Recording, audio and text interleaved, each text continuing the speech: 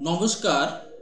যারা সিএএ তে আবেদন করতে চাইছেন তাদের প্রথমেই যে কাজটি করতে হবে, তাদের জন্য আমি বলেছিলাম যে প্রথমেই আবেদনকারীর একটি ডাটা শিট দেওয়া হবে। সেই ডাটা শিটটি প্রথমে কাগজ কলমে লিখে নিতে হবে, অর্থাৎ তাদেরকে জেরক্স কপি দেওয়া হবে। সেই জেরক্স কপিতে তারা আবেদনকারী তিনি সেই জেরক্স কপির যে ডাটা শিট, সেই ডাটা শিটটি প্রথমে ফিল আপ করবেন। এবার ফিল আপ করতে গিয়ে অনেকেই নানান রকম প্রশ্নের সম্মুখীন হচ্ছেন বা বুঝে উঠতে পারছেন না। কিছু কিছু ঘর আছে সেইগুলি সহজ, কিন্তু বেশ কিছু ঘর রয়েছে সেখানে তাদের বুঝে ওঠা সমস্যা হচ্ছে। তার জন্য আমি এই ডাটা শিটটি কলম দিয়ে কিভাবে ফিল আপ করবেন, কি করে লিখে লিখে ফিল আপ করবেন, সেই বিষয়টি আমি এখন আলোচনা করছি। তো প্রথমে যে কাজটি করতে হবে সেটি হলো এই যে ডাটা শিটটি ফিল আপ করতে হবে, এবং ফিল আপ করার পরে যে কাজটি প্রত্যেকের করতে হবে, এটি সম্পূর্ণ ফিল আপ করার পরে এখানে বেশ কিছু ডকুমেন্টসের কথা উল্লেখ করা রয়েছে। সেই ডকুমেন্টসগুলি আবেদনকারী এটিকে ফিল আপ করার পরে সেই ডকুমেন্টসগুলি এর পেছনে অ্যাটাচ করে দিয়ে এখানে তিনি সই করবেন এবং ডেট দেবেন। তারপর এই যে ডেটা শিটের পেছনে যে প্রয়োজনীয় ডকুমেন্টস সেগুলিকে জুড়ে দিয়ে আমাদের যে কর্মীরা তারা সংগ্রহ করতে পারেন, বা যার মাধ্যমে এটিকে অনলাইনে অ্যাপ্লাই করবেন বা উকিল বাবুর কাছে যাকে পাঠাবেন তার কাছে এই ডেটা শিট সমেত ডকুমেন্টসগুলিকে পাঠাতে হবে। এবার আসছি এটিকে কিভাবে ফিল আপ করবেন। এবং এটি ফিল আপ করার পরে আরেকটি বিষয় না বললে নয়, এই যে এখানে অ্যাপ্লিক্যান্টস সাইন বা সিগনেচার, এখানে তাকে দিয়ে স্বাক্ষর করিয়ে নেবেন, সই করিয়ে নেবেন, এবং এখানে ডেট থাকবে। কেননা পরবর্তীকালে এই যে অনলাইনের কাজটি, সেই অনলাইনের কাজের ক্ষেত্রে দেখা যায় যে অনেক তথ্য রয়েছে, সেই তথ্যগুলি কিন্তু যিনি আবেদনকারী সেই আবেদনকারীর যে তার যে অনুমান নির্ভর, অনেক ক্ষেত্রেই তার অনুমান নির্ভর। যেমন মা কবে জন্মগ্রহণ করেছিলেন, তার মায়ের জন্মস্থান কোথায়, ইত্যাদি তথ্যগুলি নিশ্চয়ই তার কোনো ডকুমেন্টসে পাওয়া যাবে না, কিন্তু সেইগুলি কিন্তু যখন অনলাইনে ফিল আপ করা হবে সেই ফিল আপের ক্ষেত্রে কিন্তু এই তথ্যগুলি দিতে হবে। সেই জন্য যাতে তাকে দিয়ে আগেই এই তথ্যগুলিকে লিখিত আকারে নিয়ে সই করিয়ে করানো থাকে, যাতে পরবর্তীকালে তিনি না বলেন যে এই তথ্যগুলি আমি দেইনি। সেই জন্য এটাকে আগে ফিল আপ করে নিতে হবে। এবং তাছাড়া এটি যখন উকিলবাবুকে দিয়ে বা ধর্মীয় সার্টিফিকেট করানো হবে সেক্ষেত্রেও এটা কিন্তু প্রয়োজন হবে। যাই হোক, এবার কিভাবে ফিল আপ করতে হবে সেই বিষয়টি আমি পরপর আলোচনা করছি। এটা প্রথমে যেটা করতে হবে, যিনি আবেদনকারী তার এখানে পূর্ণাঙ্গ নাম লিখতে হবে, তারপর তার এখানে ডেট অফ বার্থ উল্লেখ করে দিতে হবে। এবার এরপরে যিনি আবেদনকারী সেই আবেদনকারীর এখানে সম্পূর্ণ ঠিকানা লিখে দিতে হবে, অর্থাৎ তার গ্রাম, পোস্ট অফিস, থানা, তারপরে হচ্ছে পিনকোড। এটা হচ্ছে তিনি ভারতের যে ঠিকানায় বর্তমানে বাস করছেন সেই বর্তমান ঠিকানাটা এখানে দিয়ে দিতে হবে। এরপর যে কাজটি করতে হবে সেটি হচ্ছিল applicants place of birth in Bangladesh, অর্থাৎ আবেদনকারী বাংলাদেশের কোন ঠিকানায় জন্ম হয়েছিল, তার কোন ঠিকানায় জন্ম হয়েছিল সেই সম্পূর্ণ ঠিকানাটা এখানে লিখে দিতে হবে। কম্পিউটারে যখন আমরা আবেদনের কাজটি করব সেখানে হয়তো বাংলাদেশের গ্রাম বা পোস্ট অফিস যে কোনো একটা দিয়ে দিলেও হতে পারে, কিন্তু আমরা কিন্তু সম্পূর্ণ ঠিকানাটাই তার এখান থেকে ফিল আপ করে নেব। অনলাইনে ফিল আপের সময় যেটুকু প্রয়োজন হবে বা পুরো ঠিকানাটাই আমরা দিয়ে দিতে পারি। এরপরে অ্যাপ্লিক্যান্টস ফাদার্স ফুল নেম, অর্থাৎ যিনি আবেদনকারী সেই আবেদনকারীর পিতার বা বাবার পূর্ণ নাম এখানে লিখতে হবে, এবং বাবার জন্ম তারিখটা এখানে লিখে দিতে হবে। তারপরে বাংলাদেশে তার বাবা কোথায় বাস করতেন সেই ঠিকানাটাও এখানে দিতে হবে। এবং এখানে যিনি আবেদন করছেন তিনি নিশ্চয়ই তার বাবার কাছেই বাস করতেন বা বাবা সেখানেই বাস করতেন, সেই জন্য বাংলাদেশে আবেদনকারীর যে ঠিকানা হবে তার বাবার ঠিকানাটাও একই হওয়াটাই স্বাভাবিক সিংহভাগ ক্ষেত্রেই। এরপরে যেটা হবে applicants father birth place in Bangladesh, অর্থাৎ যিনি আবেদনকারী তার বাবা যেখানে জন্মগ্রহণ করেছিলেন বাংলাদেশের, সেই বাংলাদেশের বাবা যে ঠিকানায় জন্মগ্রহণ করেছিলেন সেই ঠিকানাটা এখানে সম্পূর্ণভাবে লিখতে হবে। তারপরে হচ্ছিল যিনি আবেদনকারী তার মায়ের ফুল নেম এখানে লিখতে হবে, সম্পূর্ণ নামটা লিখতে হবে এবং মায়ের জন্ম তারিখটাও এখানে লিখে দিতে হবে।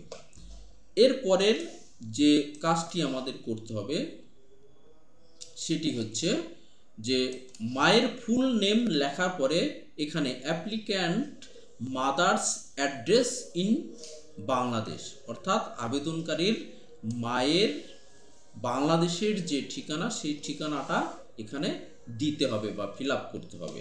এক্ষেত্রে আশা করি এক্ষেত্রে আবেদনকারী বা তার মা এবং বাবা একই ঠিকানাই হবে, এটাই স্বাভাবিক। এবং কোথাও যদি ব্যতিক্রম হয় যে মা বেঁচে ছিল না, বাবা বেঁচে ছিল না, মাকে নিয়ে বাংলাদেশের অন্যত্র বা মামা বাড়িতে থাকতো, সেক্ষেত্রে হয়তো ঠিকানাটা একটু চেঞ্জ হতে পারে, কিন্তু বেশিরভাগ ক্ষেত্রেই বা সিংহভাগ ক্ষেত্রেই মায়ের ঠিকানাটা হবে যে মা যে মানে আবেদনকারীর বাবা তার সঙ্গেই শেষ পর্যন্ত ছিলেন, অর্থাৎ আসার আগে সেই ঠিকানাটাই দিতে হবে, অর্থাৎ আবেদনকারীর ঠিকানা বাংলাদেশের ঠিকানা।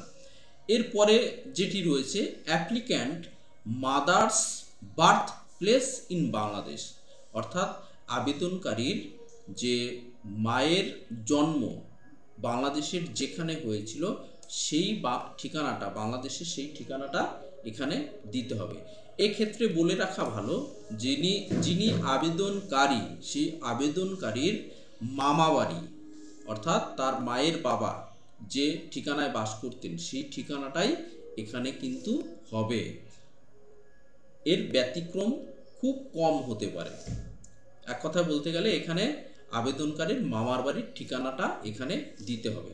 যাই হোক, এরপরে হচ্ছিল অ্যাপ্লিক্যান্টস স্পাউস ফুল নেম, অর্থাৎ স্পাউস বলতে ধরুন এখানে যিনি আবেদন করছেন তিনি হচ্ছেন পুরুষ, তাহলে তার স্ত্রীর ফুল নেম এখানে দিতে হবে এবং স্ত্রীর জন্ম তারিখটা এখানে দিতে হবে যিনি আবেদন করছেন, এবং আবেদনকারীর যদি পুরুষ হন তাহলে তার স্ত্রীর ফুল অ্যাড্রেস এখানে ভারতের অ্যাড্রেসটা ঠিকানাটা দিতে হবে, অর্থাৎ যিনি আবেদনকারী সেই আবেদনকারীর এখানে ভারতে এসে যে ঠিকানায় বাস করতেন নিশ্চয়ই আবেদনকারী পুরুষ হলে তার স্ত্রীও তার সঙ্গেই বাস করেন এবং সেই ঠিকানাটাই দিতে হবে। এক কথায় বলতে গেলে আবেদনকারীরই ঠিকানাটা এখানে দিতে হবে। এরপরে হচ্ছিল spouse birth place in Bangladesh, অর্থাৎ যিনি আবেদনকারী সেই আবেদনকারীর স্ত্রীর বাংলাদেশে কোথায় জন্ম হয়েছিল। যদি এমনও অনেক হতে পারে যিনি আবেদন করছেন তার জন্ম হয়েছিল ভারতে, তার জন্ম হয়েছিল বাংলাদেশে, কিন্তু তিনি পরবর্তীকালে ভারতে এসেছেন এবং ভারতে এখানে এসে বিয়ে করেছেন, সেক্ষেত্রে কিন্তু তার যে স্পাউসের বার্থ প্লেস ইন বাংলাদেশ এটাকে দেওয়া যাবে না। তাহলে কি করতে হবে, এখানে লিখে দিতে হবে NA, অর্থাৎ নট অ্যাপ্লিকেবল। এবং প্রসঙ্গত বলে রাখি এক্ষেত্রে যদি এমন কেউ হন যে তার জন্ম হয়েছিল বাংলাদেশে কিন্তু তিনি কি করেছেন ভারতে চলে এসেছেন এবং তিনি ভারতে এসে যাকে বিয়ে করেছেন তিনি হচ্ছেন ভারতীয় নাগরিক, তাহলে কিন্তু যেহেতু তিনি ভারতের কোনো জন্মসূত্রে ভারতে জন্ম নেওয়া কোনো মেয়েকে বিয়ে করেছেন সেই জন্য স্ত্রীর জন্মসূত্রে ভারতের নাগরিক হওয়ার কারণে তিনিও কিন্তু ভারতের নাগরিক হবেন, এটাই কিন্তু আইনে উল্লেখ করা রয়েছে। কাজেই যিনি সিএতে আবেদন করছেন সেক্ষেত্রে কিন্তু যদি কোনো বাংলাদেশ থেকে এসে ভারতের কোনো মেয়েকে বিয়ে করেন, সেক্ষেত্রে কিন্তু তার স্ত্রীর নাগরিকত্বের সূত্র ধরে তিনি কিন্তু ভারতের নাগরিক হবেন, এটাই কিন্তু উল্লেখ করা আছে। সেক্ষেত্রে কিন্তু একটা প্রশ্ন এসে দাঁড়ায়, তাহলে যিনি বাংলাদেশে জন্ম হওয়া সত্ত্বেও ভারতে এসে ভারতের মেয়েকে বিয়ে করেছেন, সেক্ষেত্রে তার কি সিএতে আবেদন করতে হবে? সেক্ষেত্রে বলা যায় তার কিন্তু সেক্ষেত্রে সিএতে আবেদন না করাই উচিত। কিন্তু সমস্যা হচ্ছে তার কিন্তু সেক্ষেত্রে ম্যারেজ সার্টিফিকেট থাকতে হবে, অর্থাৎ বিবাহ বন্ধনের কিন্তু প্রমাণপত্র থাকতে হবে। সেক্ষেত্রে কিন্তু তিনি সেভাবে আবেদন করবেন, সিএতে সেইভাবে আবেদন করবেন। বেশ, এবার তার নিচে রয়েছে applicants marriage birth place and address, অর্থাৎ যিনি আবেদন করছেন applicant marriage place and address, যিনি আবেদন করছেন সেই আবেদনকারীর কোথায় বিয়ে হয়েছিল এবং তার ঠিকানাটা কি, অর্থাৎ বিবাহের ঠিকানাটা, আবেদনকারীর বিবাহের ঠিকানাটা কিন্তু এখানে উল্লেখ করতে হবে। এই ঘরটা কিন্তু সেই কারণেই দেওয়া যে বিবাহ সূত্রে তিনি ভারতীয় নাগরিক হচ্ছেন কি না। সেই ক্ষেত্রেও কিন্তু অনলাইনে আবেদনের যে সিএতে আবেদন করছেন সেখানেও কিন্তু তাহলে তার আলাদা ধারায় এই সিএতে আবেদন হবে। আচ্ছা, এখানে আমি বলেছিলাম যে যারা বাংলাদেশের জন্ম কিন্তু তারা এখানে এসে ভারতের কোনো মেয়েকে, ভারতে যার জন্ম এরকম মেয়েকে বিয়ে করেছেন, সেক্ষেত্রেও তিনি আবেদন করবেন।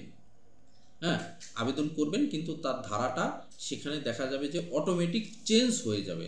যে অনেকগুলি প্রশ্ন থাকে অনলাইনে, সেই প্রশ্নগুলির উত্তর পরপর দিলেই কিন্তু চেঞ্জ হয়ে যাবে। এটা যারা অনলাইনে আবেদন করবেন তারা বিষয়টা বুঝে নেবেন।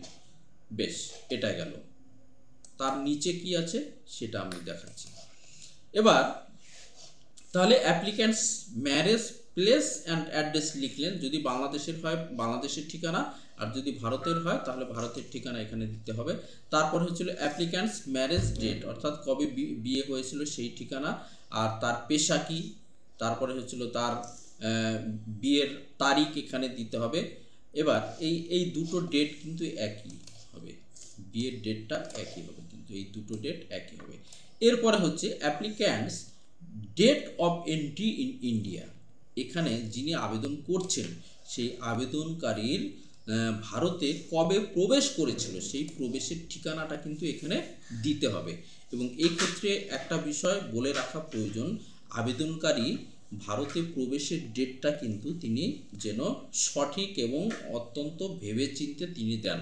মনে করুন যে কেউ একজন আবেদন করছেন এবং আবেদন করার সময়ে তিনি দেখা গেল যে আবেদনকারী তার যে প্রথম সন্তান সেই সন্তানের এখানে একটা জন্ম সার্টিফিকেটও তার রয়েছে, কিংবা তিনি কোনো একটা জমি অনেক আগে রেখে দিয়েছেন, কিন্তু তিনি এখানে উল্লেখ করছেন যে তিনি ডেট অফ এন্ট্রি, মনে করুন যে তিনি 1980 সালে ভারতে কোনো একটা জায়গা রেখেছিল, অথচ তিনি এখানে উল্লেখ করছেন যে ডেট অফ এন্ট্রি হচ্ছিল 1985 সালে।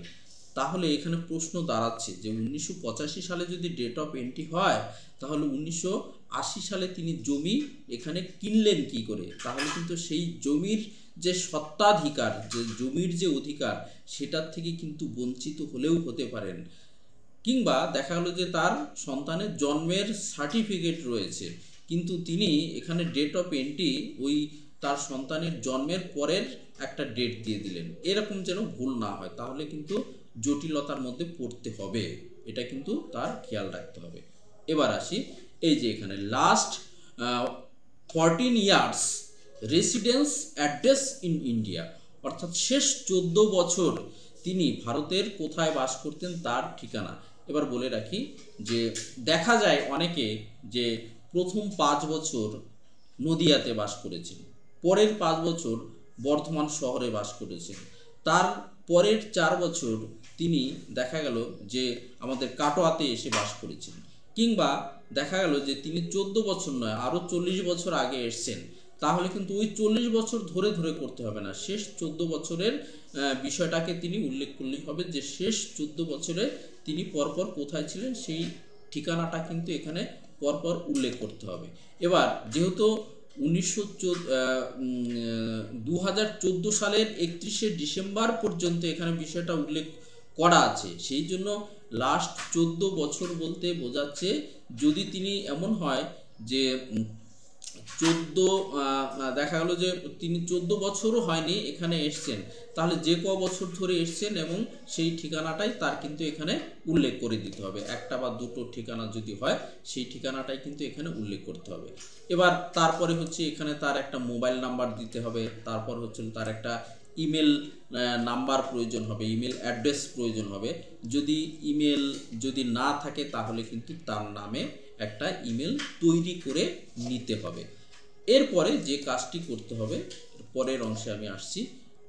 এই যে এখানে যে কজ কারণ লেখা আছে, এটা অনলাইনে যখন ফিল আপ করা হবে তখন কিন্তু এই কারণটাকেই লিখতে হবে যে কেন আবেদনকারী বাংলাদেশ থেকে ভারতে কেন এসেছিলেন, কারণটা কি, এটা এই লাইনটাকে কিন্তু উল্লেখ করে দিতে হবে।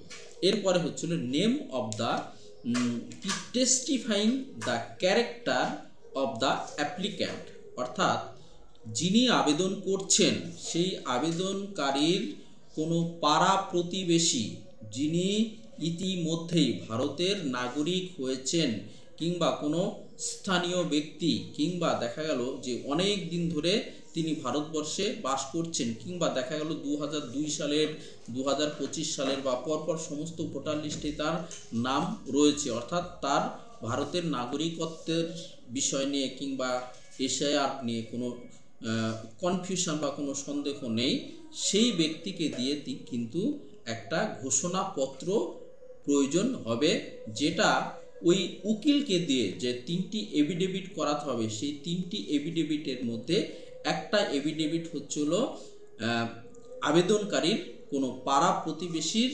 ঘোষণাপত্র থাকবে, এবং এটা বলতে গেলে যে আবেদনকারীর যে ক্যারেক্টার অ্যানাউন্সার, অর্থাৎ তার চরিত্র যে ঠিকঠাক রয়েছে, ভারতবর্ষে তিনি বাস করলে ভারতের এই ব্যক্তির দ্বারা ভারতের কোনো ক্ষতি হবে না, ভারতের কোনো আইন এই ব্যক্তি ভঙ্গ করবেন না, সেই ধরনেরই একটা ভদ্র ব্যক্তি, এই রকম একটা এফিডেভিট করবে আর কি। সেই ব্যক্তিটা কে, সেই ব্যক্তিটার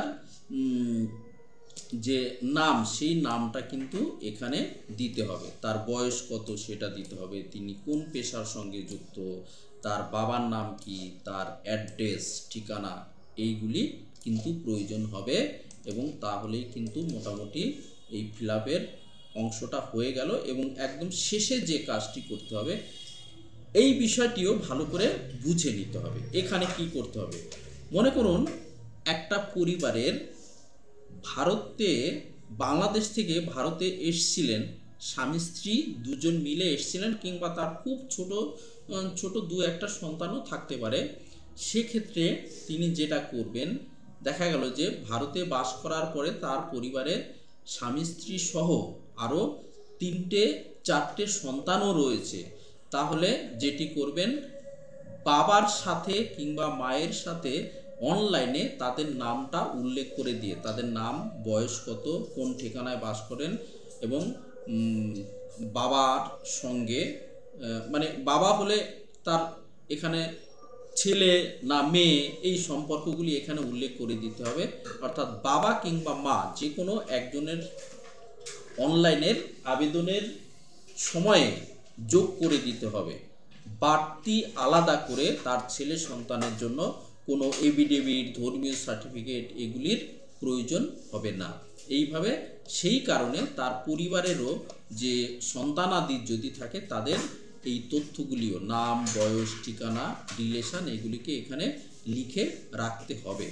এবার আসি, যারা আবেদন করবেন তাদেরকে কি কি ডকুমেন্টসের প্রয়োজন হবে, কি কি নথিপত্রের প্রয়োজন হবে। সেক্ষেত্রে বলা যায় যে যারা আবেদন করছেন সেই আবেদনকারীর প্রথম যে ডকুমেন্টস প্রয়োজন হবে সেটা হচ্ছে তিনি যে 2014 সালের 31শে ডিসেম্বরের আগে ভারতে প্রবেশ করেছেন, তার জন্য তার কোনো একটা ডকুমেন্টস এখানে প্রয়োজন হবে। এবং অনেকে বলছেন যে 2014 সালের আগে পরে কাছাকাছি বা তিনি এই কাছাকাছি কোনো একটা সময়ে এসছেন, তাদের কি অনলাইনে আবেদন করার কোনো উপায় আছে? সেক্ষেত্রে বলবো হ্যাঁ আছে। উপায়টা হলো, তারা যে কাজটি করবেন সেটা হচ্ছিল স্থানীয় পঞ্চায়েত প্রধান বা চেয়ারম্যান, এমএলএ ইত্যাদি কাছ থেকে কি করবেন, একটা স্থায়ী বাসিন্দার সার্টিফিকেট তার তুলতে হবে যে আমি 2014 সালের 31শে ডিসেম্বরের আগে এখানে বাস করছি।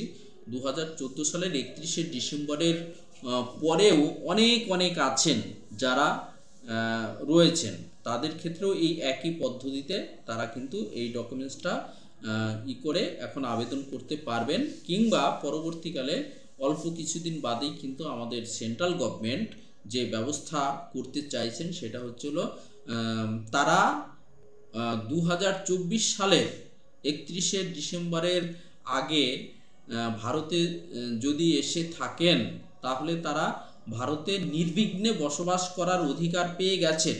কিন্তু অনলাইনে আবেদন করার জন্য আর কিছুটা সময়ের অপেক্ষা। আমাদের সেন্ট্রাল গভর্নমেন্ট সিএতে আবেদনের সেই বিষয়টাও খুব শীঘ্রই চালু করবে।